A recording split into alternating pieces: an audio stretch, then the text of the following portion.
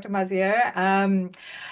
So good to have you. And I wanted to start a little bit exploring about your research around drug laws and how it's used as a tool of governance. And if you could maybe speak a little bit around the role of the British Empire in regulating sort of like cannabis in particular across its colonies and sort of the political and economic motivations behind sort of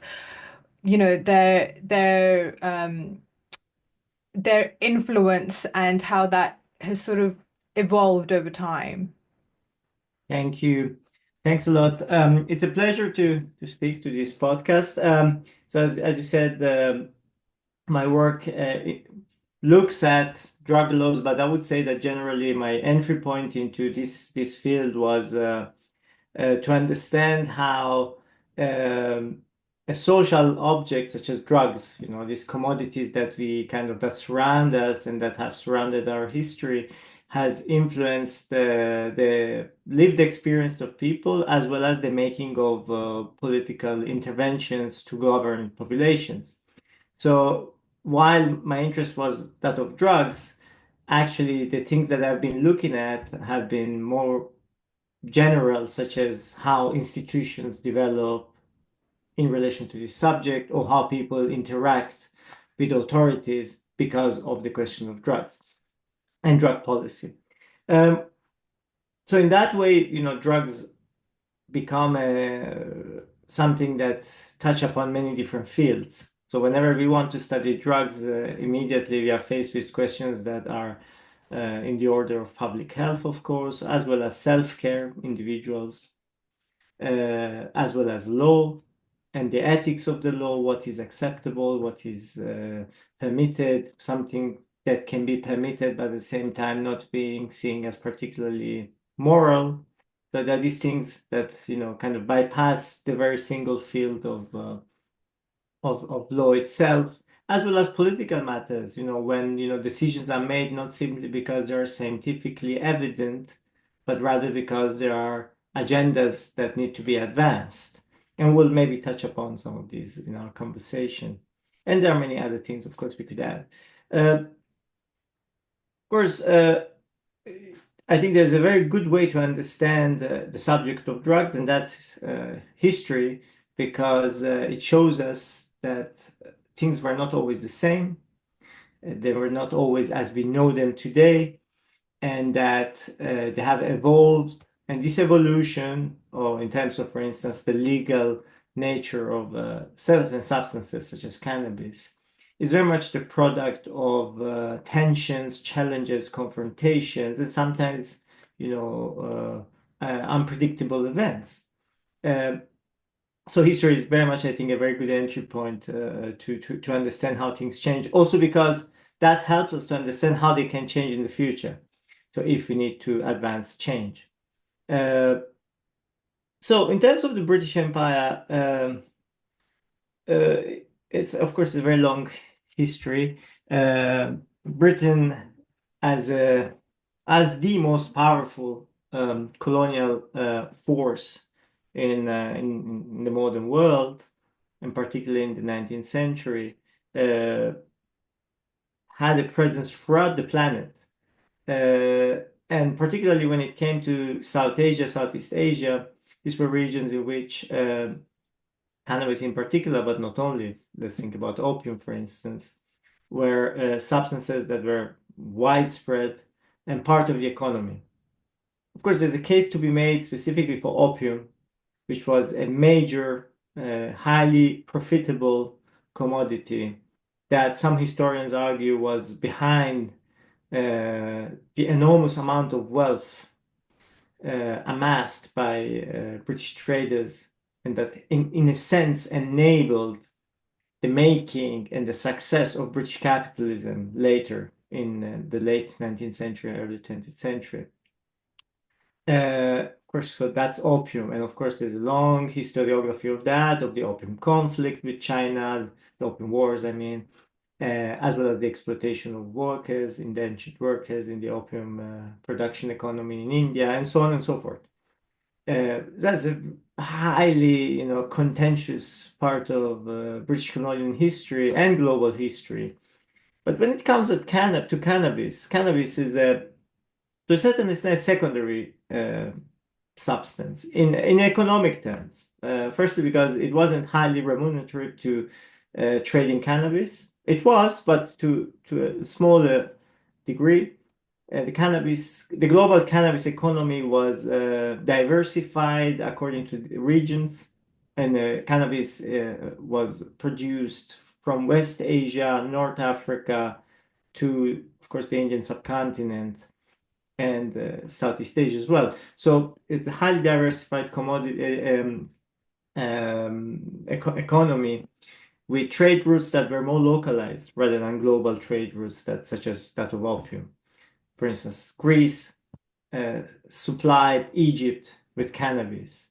Iran and Afghanistan supplied cannabis to other regions. Indian economy was also autosufficient, self-sufficient, and so on and so forth. Lebanon, for instance, was very known later for cannabis production, early 19th and 20th century. Uh, but the encounter of the colonial power, in this case Britain, with the substance of cannabis is interesting because it starts this process, which takes decades, really, in which colonial authorities start to make cannabis legible. So what do I mean by legible? I mean that uh, a substance that was initially seen as relatively obscure, exotic, not known, is being studied. Is People who use it are being categorized, and scientific kind of writings are produced. Scientific, what I mean is, let's take it within brackets.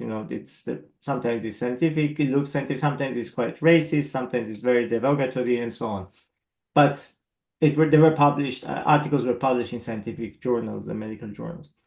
And there is this build up towards cannabis, which by the end of the century, I mean the 19th century, it starts being seen as a substance that can be risky, can be challenging, that can affect the labor, and that can affect health, and then produce mental health issue, and so on and so forth. There's quite detailed reports and publications on this matter. And this is for what concerns South Asia, but the similar trends were happening also in South Africa. And there was a general kind of trend beyond the British Empire in which state authorities were becoming relatively suspicious of cannabis as a product.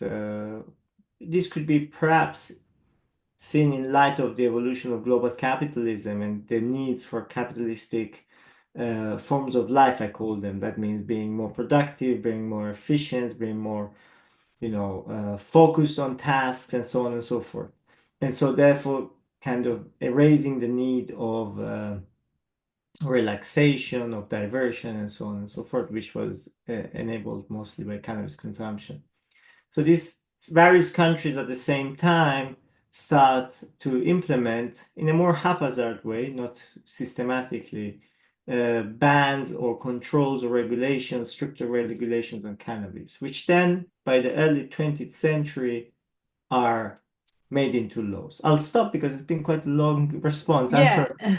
No, no, that's fine. I wonder if you can give us maybe a few more examples of this sort of like interface between sort of the way that people in the colonies at the time would experience and interact with, a drug like cannabis, and then sort of you have this, outsider influence coming in with a completely different perspective, and sort of like the challenges and the friction between these two different sort of perceptions and understanding. And then there's obviously this whole um control as well, sort of, it's almost the side that might not have as much understanding or experience ends up having more control over the understanding experience of the people who do use it.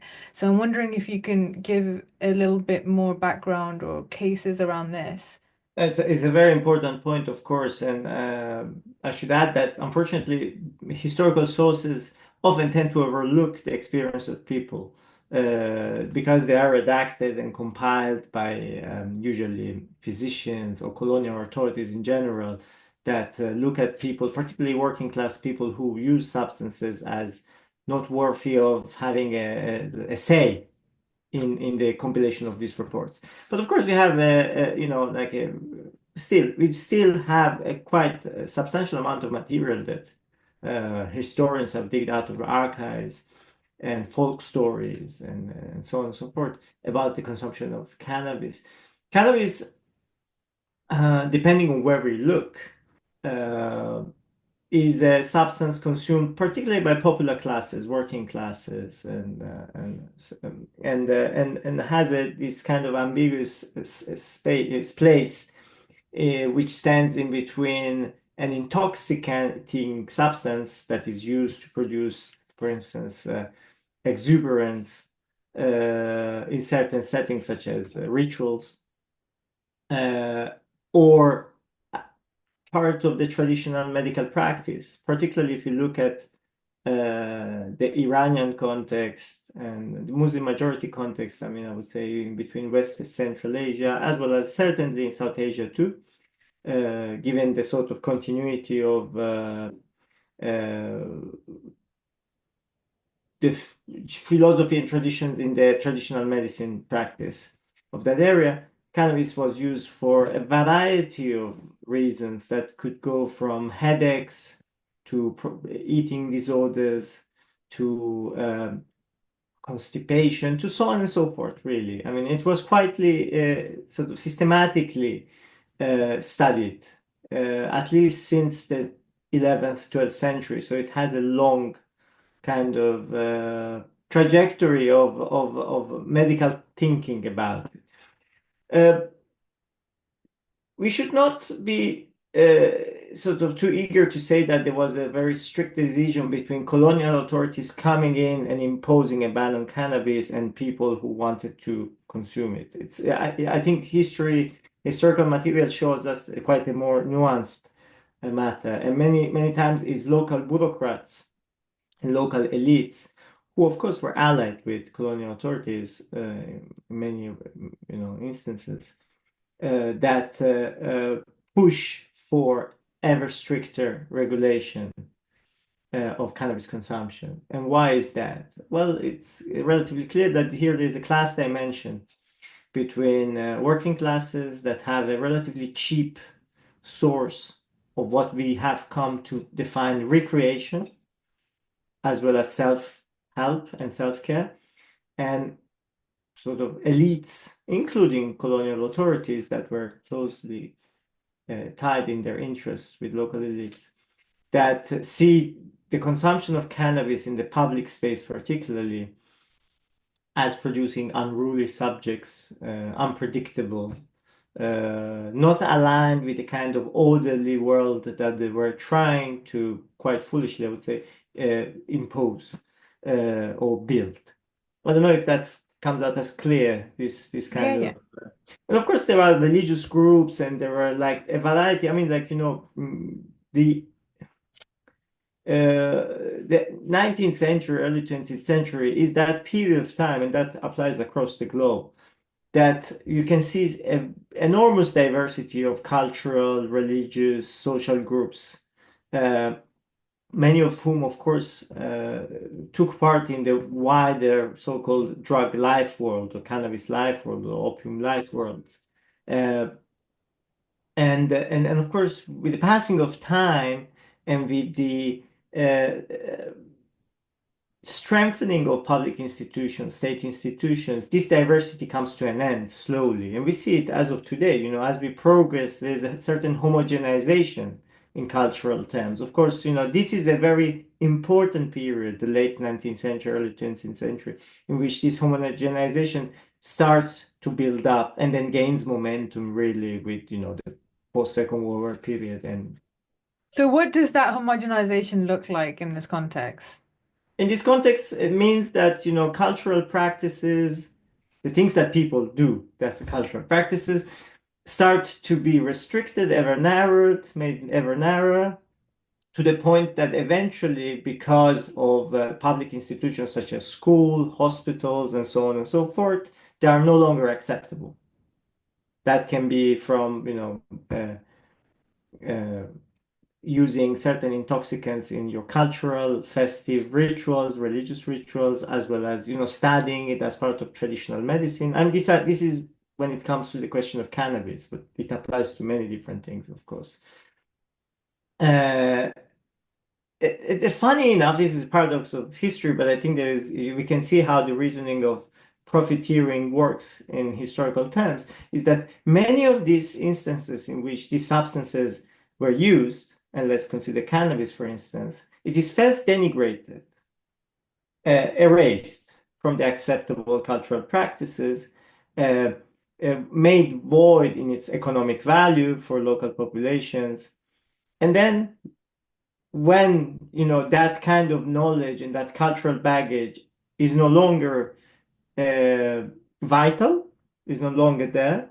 Later, 100 years later, now we are seeing pharmaceutical companies basically taking a very important part of that cultural baggage and basically commodifying it in what has become the medical cannabis industry in certain parts of the world. And so that kind of potential economic and cultural uh, source for global South people in the southern part of the world, uh, is no longer available. And now, if they were to accept medical cannabis, it may be through Western medical and pharmaceutical institutions and companies. So there is an erasure of certain parts of knowledge that comes back later through capitalist forms of extraction, really, in this case. Yeah, so I wonder if you can sort of go back to like the early 1900s and sort of as we're starting to shape this international control and then how it sort of led to more of like a prohibitionist type stance. I guess I know it's a lot more nuanced and complex than that, but I'm wondering if you can just start to talk where we're starting to really shift that change, see that shift internationally and as we're ordering the world internationally, Yeah. sort of starting from there, and then we can move forward. Course, that's a very long and detailed history, so we'll kind of dwell on the sort of major moments and major ideas perhaps behind it. Uh, so if we think about the mid 19th century when Britain goes to war against China in order to, maintain the most important thing, which was free trade, in that case, free trade of opium. About 60, 70 years later, the kind of picture is completely turned upside down. And global powers and opium producers around the world, particularly the Soviet, well, not it wasn't Soviet Union at the time, the Russian Empire, Iran, the Ottoman Empire, Britain, France, United States, China meet in Shanghai first in 1909 and then in The Hague in 1911 to establish what will become the International Drug Control Order or regime. Uh, it starts with opium. So these countries meet in order to establish a regulatory framework that will guarantee only the trade in medical opium, it would be. So according to the medical need of each country. And basically the ban on opium trade in countries where opium consumption is banned. So it starts quite slowly. It starts mostly, to use one of the historians' phrase, as a moral imperative rather than as a actual legal imposition. But it takes only about 15, 20 years to become a quite strongly developed regulatory regime that acts throughout the world. And perhaps we should say that there are many, of course, diplomatic conventions and regulatory regimes across the world, antiquities and so on and so forth. I mean, but the one that has almost no exception to it throughout the world is the drug conventions. There's no country that doesn't adopt, in one way or the other, a regulatory regime of strict control on what were called at the time narcotics, and then, let's say illegal, illicit drugs. So it's very important I want to building. know sort of like what is this obsession, or what is the how has the focus on drugs become so prominent? That's what I'm trying to sort of like understand a little bit here. It's a very big question. Of course, like we can interpret why drugs and why not other things. Well, there might be many reasons. Of course, there are substances that are excluded from the list of illicit illegal drugs, and they're excluded, we can say it quite confidently, completely on aleatory base. That there is no reason, for instance, for alcohol to be excluded from the illicit and illegal drugs conventions, because as in the same way as, for instance, cannabis or opium or other stimulant, cocaine or coca leaves, are considered intoxicants and mind-altering. Alcohol is a mind-altering substance. So, but it was excluded. But it's clear that the formulation and the adoption of these regulatory regimes happens not in a vacuum. It happens in uh, power-ridden frameworks. So what I mean, it means that they are influenced by the culture of dominant states, dominant forces, which, of course, when we're thinking about the 20th century, that's the Anglo-American world, of course, and the European, of course, powers, and Russia as well. But definitely not the colonial, or what was later called Third World, and what we call today Global South. These were marginals. It happens that most of the substances that were banned throughout the 20th century happened to be cultivated or produced or mostly linked to the Global South. Cocaine is produced in the Andes, of course, in South America mostly. Cannabis, of course, now it's produced all across the world, but historically it's connected to Africa, Asia, and Mexico at the time when it came to the United States.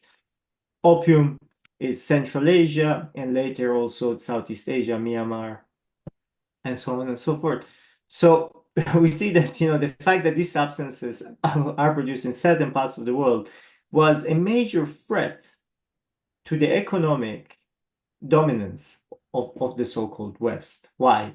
Because when you trade in drugs, illicit drugs, in opium, cocaine, or coca, and cannabis, there's a outflow of drugs and an inflow of cash.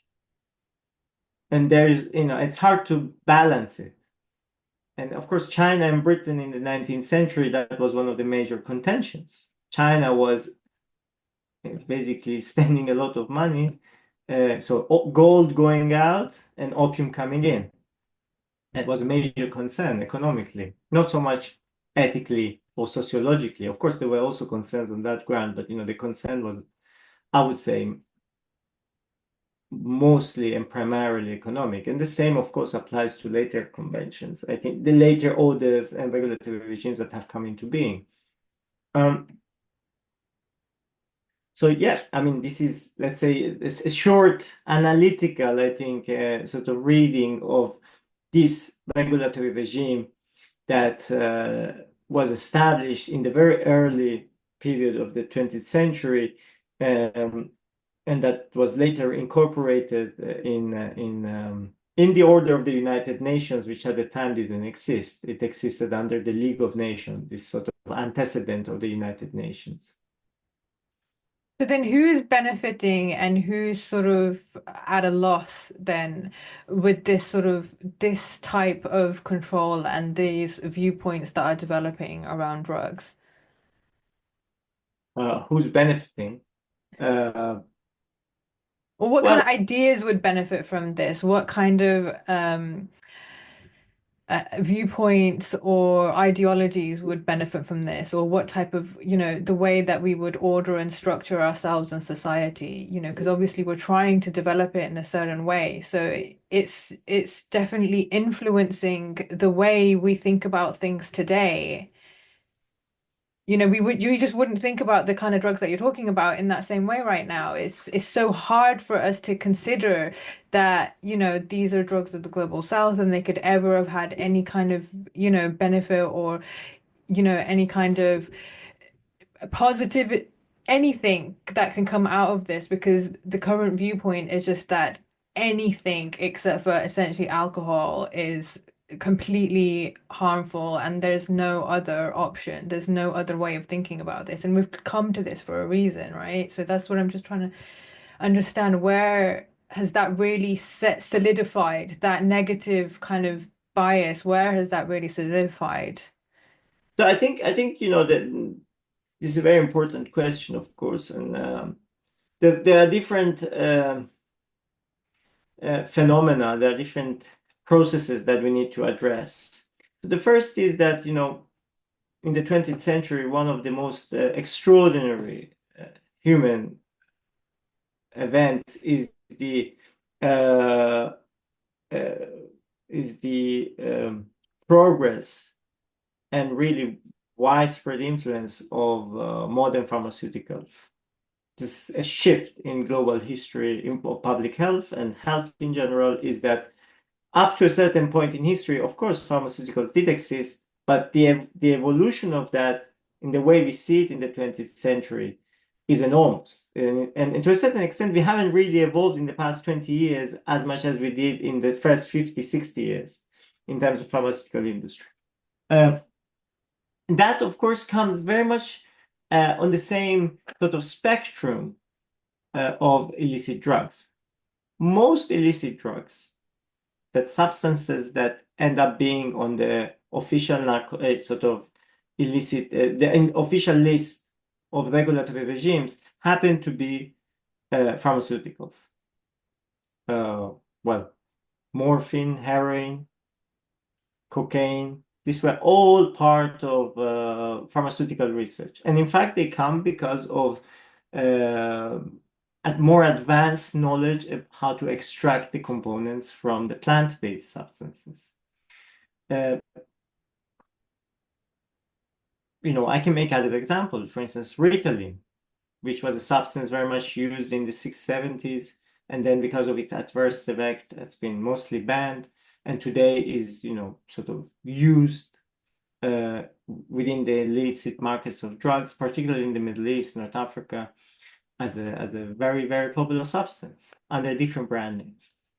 And so on and so forth, of course.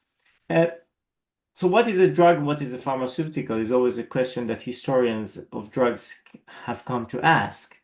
And to understand that kind of very sort of blurred line between the two, you see questions of power, of culture, of race, most importantly, I would say, emerge. And the question of race is by now, widely accepted in the history of drugs, of pharmaceuticals, to have informed an important part of why certain substances have been banned and others not, and who's been profiteering out of it, either economically or politically.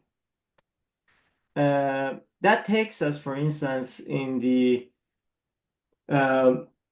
various instances. We can look at North America, for instance, and the ban on cannabis and opium, which targeted respectively the Mexican Latino community and the Chinese community, because they were associated with either cannabis smoking or opium smoking.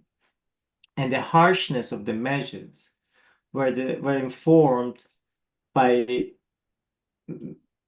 tactics and strategies used by colonial authorities in the colonial world.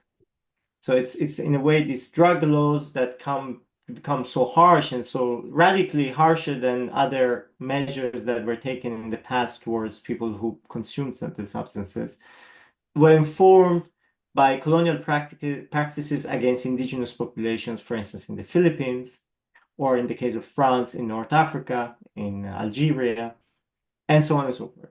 So we see this circulation of the way the states intervene against indigenous people or racial minorities or racialized groups that are seen as dangerous or threatening or alien to dominant culture. that are used very often through the means of drug laws.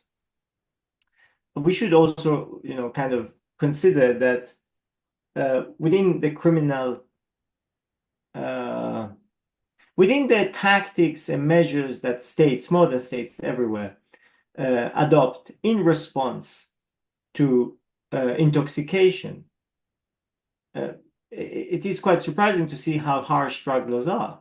Imprisonment, uh, perhaps not in this country now, but in general, consumption of substances up to recently across the world was a very likely reason to be imprisoned. Not, drug trafficking on a large scale, but, possession of a certain amount of drugs. In the United States, of course, and in France, Italy, and across, in China, in Iran, and so on and so forth. That's the text of the law. Then the practice of the law is more, sort of blurred, and there are always ways around it. And there's the classic case that everyone, most people are familiar with is if someone is stopped with cocaine in the United States or with base cocaine. So base cocaine being smoked by Afro-American communities, Black communities in the United States, and cocaine in powder type sniffed mostly by white communities. Well, the ratio of incarceration is 8 to 1. So you get 8 times the amount of time in prison if you are smoking, sorry, not the coca base, as opposed to sniffing cocaine. And there is absolutely no scientific reason why, because they're the same substance. So it's clear that the law is informed by racialized thinking. And therefore, the objective is to punish certain groups as opposed to others. And it continues today to an extent, but then we have these new like the medical cannabis industry or these industries trying to revive like the science behind things like psychedelics and trying to profit off that. And there's a huge challenge in terms of we have all of this time where it's been so harshly punished, which has influenced our perceptions around these drugs and this whole myth. And the sort of like you can just hear about a drug and it will elicit a certain kind of reaction in quite a lot of people. It's so visceral almost sometimes. But then on the other hand, we've now got companies trying to promote them again as medicines, and it's just how will you then shift back to this and make it acceptable again when you've had such a long time like denigrating them and creating this sort of like evil, you know, ideology, whatever you want to say, myth building around drugs.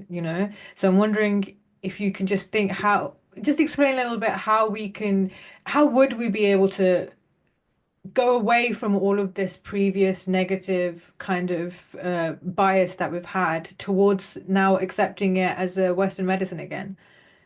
Yeah, I think you made a very important point, which I hadn't mentioned, and perhaps that's the clearest example, which is that of psychedelics, or mm, psychedelic, hallucinogenic, or entheogens, are they're called, substances.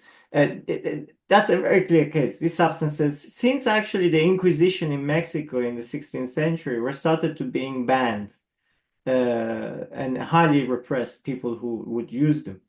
And now, because they have been, incorporated in the pharmaceutical industry and in the mental health industry that tries to provide solutions to the enormous challenges of rising mental health problems that people manifest. They are being experimented, which I think is a good thing, of course, to sort of give the possibility to do research on highly powerful substances that have been known to be used for a variety of health, both mental and physical purposes throughout human history. So that's a good thing. The fact that their incorporation into the sort of institutional medical practice excludes the historical continuity of medical practice among groups that were not institutionalized modern medicine.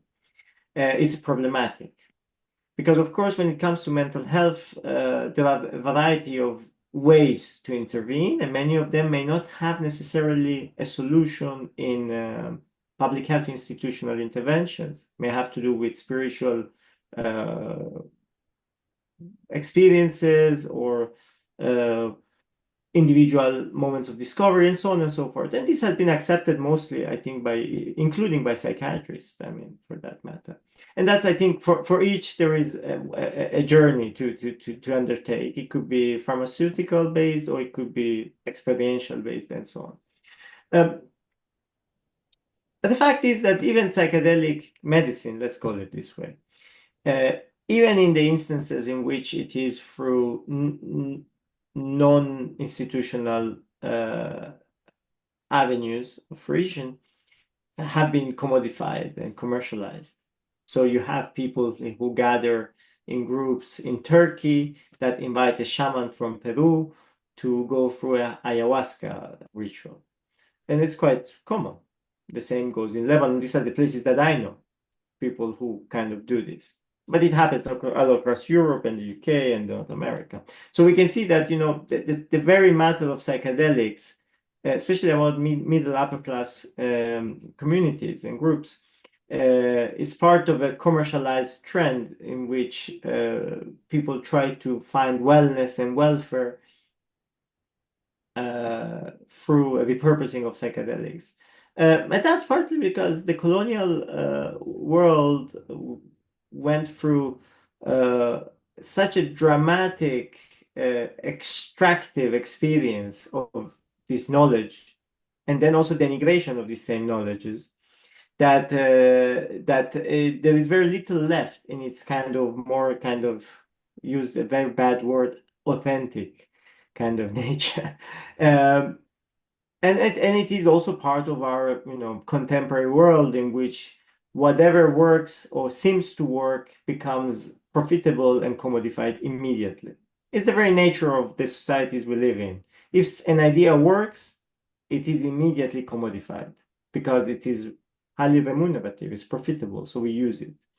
It happens from a restaurant chain that has an idea to a psychedelic, to anything else. Uh, and I'm not sure what is to be done to get around this. I think it's too big a question for us. But for when it comes to psychedelic, I think what really, and to drugs in general, to illegal substances, I often say that perhaps the worst thing, the only thing worse than prohibition is commercialization. That means that if our alternative model to the very strict and punitive regulatory regime that we have across the world, I would say, quite frankly, is to commercialize them without any other idea in mind other than profit. So rather stay like this than, sort of adopt the commercialized model, for instance, which has been adopted for alcohol or at the time was adopted for cigarettes. So yeah, I think with that in mind, there are examples, of course, that were more intelligent at commercializations. For instance, Uruguay, when it came to cannabis, adopted the state monopoly of cannabis with a kind of very sort of regulated market so that people could consume if they wanted, but that it wasn't promoted as the cure for everything and anything, and that the only measure of success is uh, selling more cannabis every year if you're a private company, which is, we know the way it works, the only measure of success for private companies and private interests, no matter what they preach. So I think that these are the kind of pillars that I would be looking at if we were to take steps towards changing our regulatory framework based on historical experience. Because whatever we've done things based on profiteering, it has never worked. It has always produced worst outcomes. I wonder if you can talk a little bit about impact on development and especially things like the Sustainable Development Goals, and how these policies can help us tackle some of them. Like if we're thinking about reshaping policies in terms Yeah, of of more course. equitable means, like how can we actually make it equitable and kind of reach the SDGs in the future? Yeah, given the current circumstances we live in, I'm not sure, like how many chances to reach any of the objectives, even in the long term. But so drug economies are, deeply, deeply powerful means of redistribution to a certain extent. So we often think that illegal economies are only extractive and violent, and they are anti-developmental. That means that they always prevent development. In one of the works that I carried together with colleagues at the University of London, SOAS, we studied the drug economies in Colombia, Myanmar, and Afghanistan. And we noticed that, of course, even though it's a highly violent, often violent, not necessarily always violent, and hierarchical economic models, they also provide uh, quite powerful means of localized development, roads, schools, hospital, a certain level of economic redistribution in terms of profits. So suddenly we have this idea that the illicit trafficking and illegal drug trafficking produces always a sort of warlike situation, and that communities that are involved in illegal trafficking of drugs are necessarily more violent. But then we realize that the opposite actually may be true when we look at Colombia. So those communities excluded from the illegal drug trafficking may end up seeing higher levels of violence because the stakes in economic terms to find ways of sustaining your community become suddenly so meager, so limited, that there's a high risk of actual criminal violence in certain instances. It's not to generalize. I hope no one will cut this bit and say but it's just to understand how illegal economies work when it comes to social redistribution, welfare, development, and the sustainable goals. Uh, uh, and that there are other instances in which we can, sort of argue this. And we worked on a very, I think, I shouldn't say self-congratulate ourselves, but it's a very big project, 3 countries, major drug producers, and I think the outcome was very surprising. Uh, Yeah, I know. I wanted you to just be able to talk a little bit about this trilemma, the concept that you've like kind of tried to discuss in this project a little bit more. yeah, yeah, yeah. So give us an introduction to the trilemma, so that if you don't mind. So it's sort of like there's this struggle to balance sort of like getting rid of the drug economies, but also trying to promote peace and also trying to foster like economic development. Yeah, So there's like this little triangle yeah. And you that can't have the 3 of them. So that's yeah. the trilemma, is that you cannot have a drug-free world, economic development, and sustainable peace. Because, of course, the 3 countries that we mentioned, Colombia, Myanmar, and Afghanistan, have been sort of englobed in long-standing civil conflict. I mean, Afghanistan at the moment seems to be excluded. Seems only worse than what was before. Um, but so when we take out drugs out of the equation, you cannot have sustainable development, or there might be conflict because of the turf wars. But if you have drugs, of course, it's harder to have. I mean, it's a very highly challenging idea, because in an ideal world you can have everything you want. The only way to get around it is to change the regulatory framework. If you change the regulatory framework, then you have a means to have some economic return. It would never be the same as the illegal market, because profits in the illegal market are necessarily higher because of the very nature of prohibition. The moment a substance is prohibited, is banned, it costs soars, and that's the reason why people traffic it across borders. Each border that a substance gets through, it's 10 times more often, and sometimes even more. So especially, for instance, borders between Mexico and the United States or between Europe and Asia, these are highly profitable borders. But of course, if substances are regulated and there is a certain stability in supply, for instance, of cannabis or of opium, for instance, then there are ways to have the trilemma solved because you won't have that constant anti-narcotic conflict, which also erodes a lot of the budget and state forces and so on.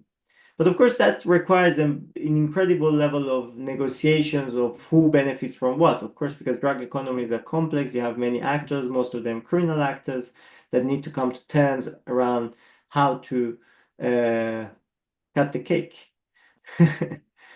So I think it's hypothetical because, of course, then when you think of certain substances such as cocaine and, for instance, opiates, the regulatory framework that will be needed to make sure that they are still controlled substances. Someone cannot go to the grocery shop and buy heroin. That wouldn't, make sense. Needs a lot of thought and cooperation between state institutions, which in contexts which are volatile, some of the volatility caused by anti-drug war, it's more difficult. But in contexts in which there is regulatory framework, for instance, Britain, which up to the 70s had heroin prescription models for people who had a dependence on heroin and they would go to the physician and get a prescription, which is the Swiss model at the moment, for instance. That would probably work very fine. Probably, bringing back actual state budgets for other purposes, which could be educational welfare purposes, even for communities affected by such problems. I mean, these are things that have been discussed and taught by people who work in this field, as you know, of course.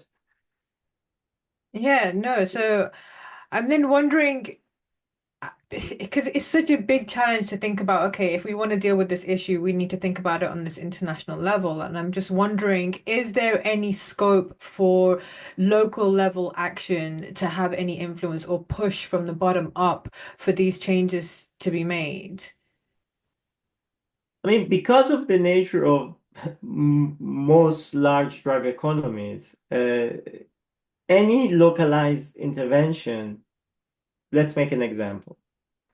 Colombia declares that coke and cocaine are legal and that the trade and it's a legal commodity, of course regulated, and there'll be regulations of some sort, but it wouldn't really change much because the biggest consumer of cocaine is the United States, and therefore it will still be illegal because there won't be the demand economy. Those who actually are purchasing it are located in a space that is illegal, and the United States won't accept such terms because it will mean what we said before: dollars going out and cocaine coming in, which is a massive problem, of course, with a substance like that. So it most of the time for these kind of substances, and opium is similar, opium and heroin, there is a necessary level of international agreement of some sort, because otherwise it cannot work. Uh, but clearly for But other what about, substances, I was wondering about cannabis, medical cannabis, like, because it's medical very cannabis, different. It's yeah. very different. Cannabis, I think, is for the very nature of the plant and of it's exactly a substance that can have a local dimension of regulation and general self-sufficiency in terms of medical cannabis. Every country in the world, more or less, can produce cannabis with a limited technology in places where, it's colder, for instance. Uh, uh, in countries where there is a historical knowledge of the use of medical cannabis that could be incorporated into other healing and medical practices. I'm thinking about, for instance, West and Central and South Asia.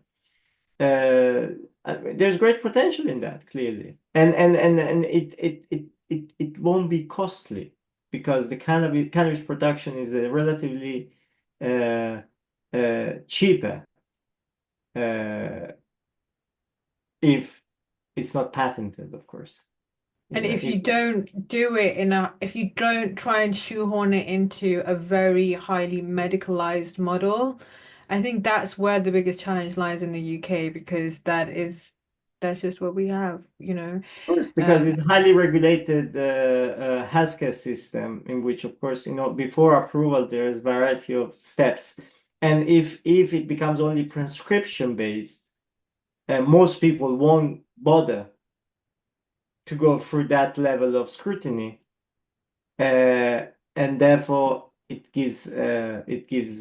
But for the very nature of cannabis, a regulated market of cannabis beyond, strictly speaking, prescription medicine would be useful because there is, widespread consumption of cannabis of low quality, high potency, which causes, sort of side effects that are becoming quite known in Britain in particular.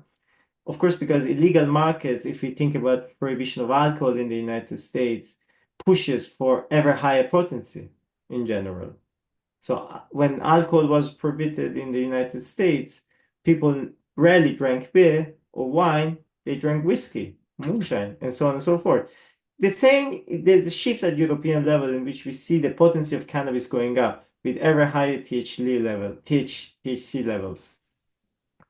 Uh, and of course, the higher the THC level, the likelier the side effects that can cause, for instance, medical referral, particularly, at level of psychosis. It seems that there is a correlation. We don't know if it's a causation with high THC levels, I think. It's not But it's really. all very much so in the context. So I see it sort of like the spectrum of use. So I would see that we would want to have some level, a fairly higher level of regulation and control over the process when it comes to developing a therapeutic product, a therapeutic, medicine out of it because it needs to be consistent. It needs to, be individualized. It needs to be tailored. Sometimes that might mean a high THC level, but that's not in isolation. That would be part of a full spectrum type compound that's, tailored for an individual based on their personal healthcare needs. But Course, I mean that's exactly the point, but that's because it's a very thoughtful and kind of approach. Whereas today, because we are in the illegal market, cannabis that is being sold in the street, which is no one knows even how potent it is, and people, because it's the real free market, is the illicit market. Anyone can buy. A 12-year-old can buy, and a 70-year-old can buy, whatever the conditions they have or not. Of course, it's illegal, but that is not controlled in any possible way, and the substances tend to be either adulterated or, in this case, very, very strong. And of course, if a 12-year-old smokes something which is very, very strong and they've never smoked before, the likelihood to have a negative experience or a longer lasting negative effect is more probable than a tailored approach in which there is also some educational engagement with those who smoke. I mean, this is all questions that the very problem, and to go to the broader question of what we've been discussing, is that at certain point in the recent modern contemporary history, we have an incredible event, which is suddenly almost everything is available everywhere at any time. That's capitalism. The amount of drugs available in the 20th century is uncomparable with any other time in human history. So nowadays we can purchase anything, and particularly drugs, almost everywhere at any time. It's enough to give a call or to look at Instagram or TikTok, and there are always ways of getting around it.